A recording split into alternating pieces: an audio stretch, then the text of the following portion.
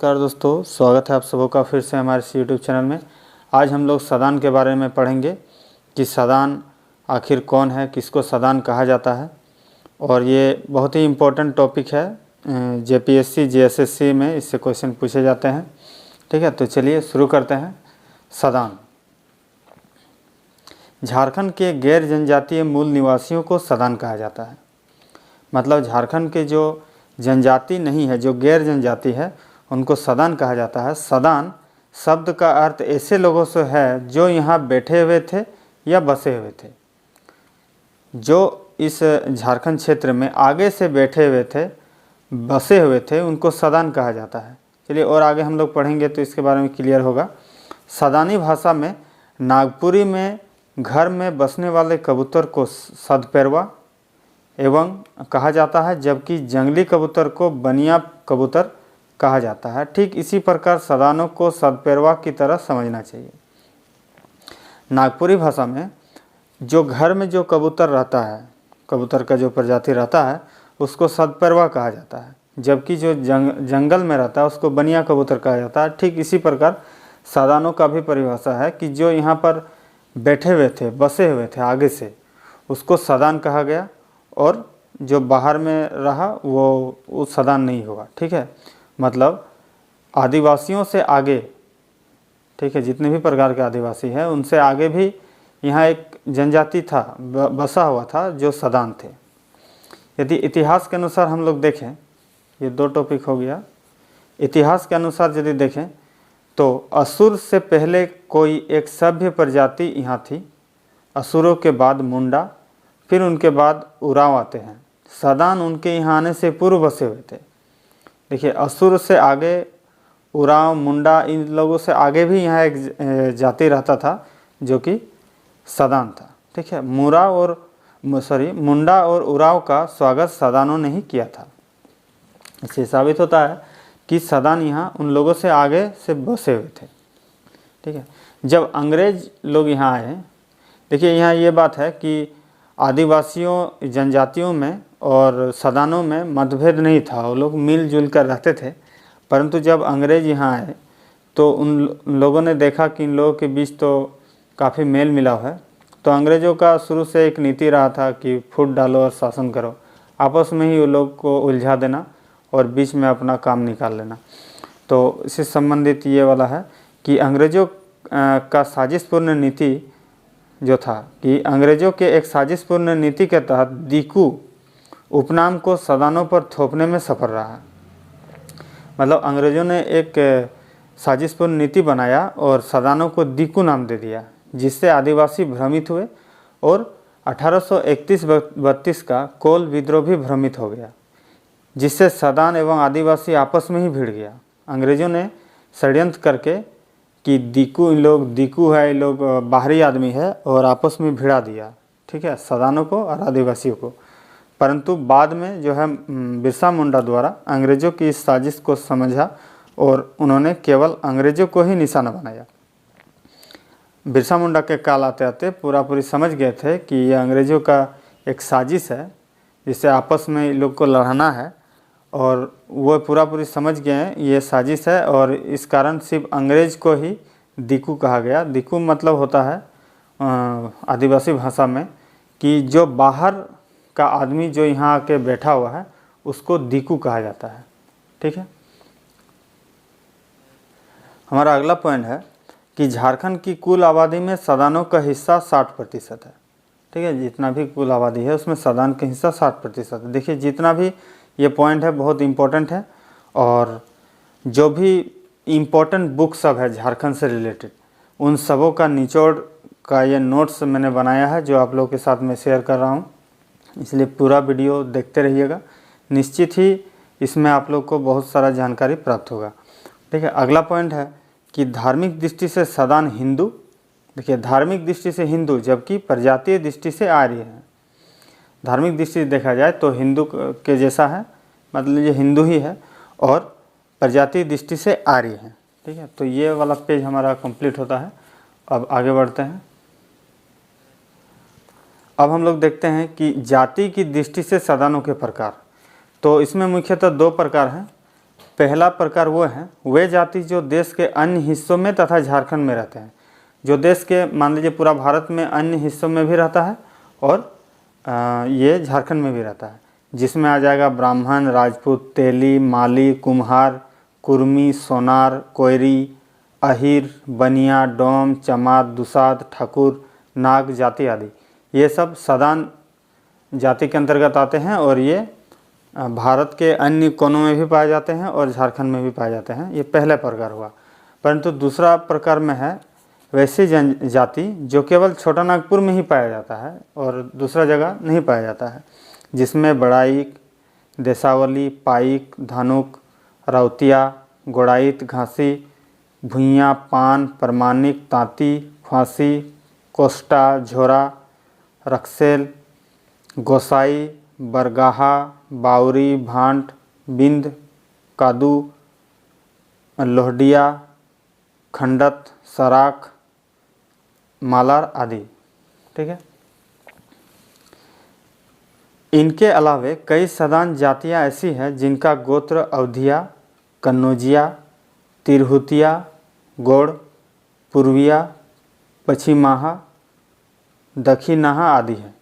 ठीक है। तो ये दो प्रकार का और ये एक है इनके अलावा जो भी होता है, तो ये इन सब को सदान कहा जाता है। ये जितने भी प्रकार का जाति हुआ इन सब को सदान कहा जाता है। अब आप समझ सकते हैं कि झारखंड में जो है कौन कौन सदान होता है। अब अगला हमारा पॉइंट है कि सदानों की सामाजिक एवं सांस्कृतिक रूपरेखा। ठीक है। इनकी सांस्कृतिक संरचना अधिकतर सनातनी परिवार की तरह है, मतलब हिंदू धर्म जैसा, तथा सामाजिक, धार्मिक एवं सांस्कृतिक कार्य आदिवासी की तरह है। ठीक है। सदान और आदिवासी दोनों झारखंड के मूल निवासी हैं। इनकी साझा संस्कृति है। सदान और जैसे कि आगे ही बोला गया था कि सदान आगे से ही यहाँ रहता था तो मूल निवासी हुआ, फिर आदिवासी आया। दोनों ही प्राचीन काल से झारखंड में निवास कर रहा है, तो दोनों यहाँ के मूल निवासी हुआ और दोनों का संस्कृति जो है साझा संस्कृति है। ठीक है। दोनों का मिला जुला है, एक दूसरे से मिलता जुलता है। तो इनके भाषा देखा जाए तो सदान की भाषा खोरठा, नागपुरी, पंचपरगनिया, करमाली आदि इनकी भाषा है। ये बहुत इम्पोर्टेंट पॉइंट है। देखिए ये वाला क्वेश्चन में पूछा जाता है कि सदानों की मुख्यतः भाषा कौन कौन सी है, तो खोरठा, नागपुरी, पंचपरगनिया, करमाली आदि। तो चलिए और आगे बढ़ते हैं। ये वाला पेज भी हमारा इस प्रकार 4-5 पेज का नोट्स है और बहुत इम्पोर्टेंट है दोस्तों, आप लोग बने रहिए वीडियो के साथ। हमारा अगला पॉइंट है सदानों का धर्म। सदानों का धर्म क्या क्या है। तो सदान सारक नामक एक छोटे क्षेत्र में अवस्थित जाति जैन धर्म से प्रभावित है। ठीक है। सारक नामक एक छोटे क्षेत्र में अवस्थित जैन धर्म से प्रभावित है। सदान सूर्यास्त के बाद भोजन नहीं करते तथा मांस मछली का सेवन नहीं करते। सदान सूर्य एवं मनसा के उपासक होते हैं। कुछ सदान वैष्णव परंपरा से प्रभावित है। ठीक है। कई सदान हिंदू देवी देवता की पूजा के साथ साथ कुल देवी देवता की भी पूजा करते हैं। इनमें ओझामती, डायन, भूत आदि अंधविश्वास का भी काफ़ी प्रभाव है। देखिए सदान जो है एक सारक नामक एक छोटे क्षेत्र में अवस्थित होते हैं और ये प्रायः जैन धर्म को मानते हैं। सूर्यास्त के बाद, जिस तरह जैन धर्म में सूर्यास्त के बाद नहीं खाया जाता है, उसी प्रकार सदान लोग भी करते हैं। मांस मछली नहीं खाते हैं। सूर्य एवं मनसा के उपासक होते हैं, उनकी पूजा करते हैं। अभी बहुत सारे सदान वैष्णव धर्म को भी मानने लगे हैं और देवी देवता जैसे हिंदू देवी देवता तथा कुल देवी की भी पूजा करते हैं। इसके साथ साथ डायन, भूत प्रेत, झाड़ फूक जो ये तंत्र मंत्र होता है, इन सब का भी सदानों में काफ़ी प्रभाव देखा। सदानों के पर्व त्यौहार। सदानों का पर्व त्यौहार पहचान का बहुत बड़ा आधार है। जो व्यक्ति सदान नहीं है उसे यहाँ के पर्व त्यौहार में आनंद नहीं आएगा। ठीक है। और सदान लोग जो होते हैं अपने पर्व त्यौहार का बहुत बेसब्री से इंतज़ार करते हैं और बहुत ही धूमधाम से मनाते हैं। जो सदान नहीं होते हैं उनको इन पर्व त्यौहार में उतना आनंद नहीं आता है, इसीलिए बोला गया है कि इनसे उनका पहचान किया जा सकता है। इनका पर्व में होली, दीपावली, दशहरा, काली पूजा, जितिया, सोहराय, करमा, सरहुल, मकर संक्रांति, टुसु, तीज आदि आता है। ठीक है। तो ये पेज भी हमारा कंप्लीट हुआ। बहुत जल्दी थोड़ा सा पढ़ रहे हैं ताकि 4-5 पेज का है, 5-6 पेज का, ताकि पूरा कंप्लीट कर पाएँ और वीडियो भी लंबा ना हो। ठीक है, तो बने रहिए। अब हम लोग देखते हैं सदानों के नृत्य एवं गीत। ये बहुत इम्पोर्टेंट पॉइंट है, इससे प्राय परीक्षा में क्वेश्चन पूछे जाते हैं कि सदानों के गांव में एक स्थान अखड़ा होता है। ठीक है, अखड़ा में कई उत्सव समारोह एवं लड़कियों द्वारा सामूहिक नृत्य का आयोजन किया जाता है। इसके अलावा शादी विवाह में महिला भी अखड़ा में नृत्य करती है। अखड़ा एक स्थान होता है, मान लीजिए एक खाली जगह है गांव के बीच में, वहाँ पर कोई भी पूजा त्यौहार या इस तरह का उत्सव जब होता है तो वहाँ पर सामूहिक नृत्य किया जाता है। ठीक है, इसके अलावा शादी ब्याह में भी वहाँ महिलाएं अखड़ा में नृत्य करती है, उत्सव मनाती है। सदानों का प्रमुख नृत्य जो है, इनके प्रमुख नृत्य जो है 3 प्रकार के हैं। पहला है सामूहिक नृत्य, इसमें डमकच, झुमटा, झूमर आदि आता है। इसके बाद आता है माले नृत्य, इसमें मुख्यतः घटवारी नृत्य, जमदान नृत्य, चौकरा नृत्य, संथाल नृत्य, लूरी नृत्य, लूरी सवारी नृत्य, राजपूत झलक नृत्य आदि आता है। इन सबको मिला के माले कहा जाता है। अगला है शास्त्रीय नृत्य।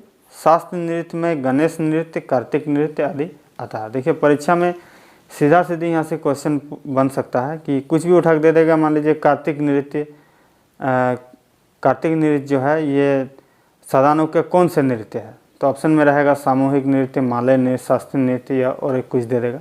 तो याद रखना होगा ये शास्त्रीय नृत्य है। इसी प्रकार सदानों के गीत की यदि बात करें तो सदानों के गीत अनेक राग एवं सुर के नाम पर नामित है, जैसे डमकच, झुमटा, अग्नेय, सोहर, मर्दानी, झूमर, सोहराय आदि। यह भी बहुत इम्पोर्टेंट पॉइंट है। यहाँ से भी क्वेश्चन पूछता है कि इनके मुख्यतः गीत कौन कौन से हैं, या कुछ भी दे देगा कि मर्दानी, झूमर किसका गीत है, कौन सी जाति का, तो सदान का। ठीक है, अब देखते हैं कि सदानों का शारीरिक गठन किस प्रकार होता है।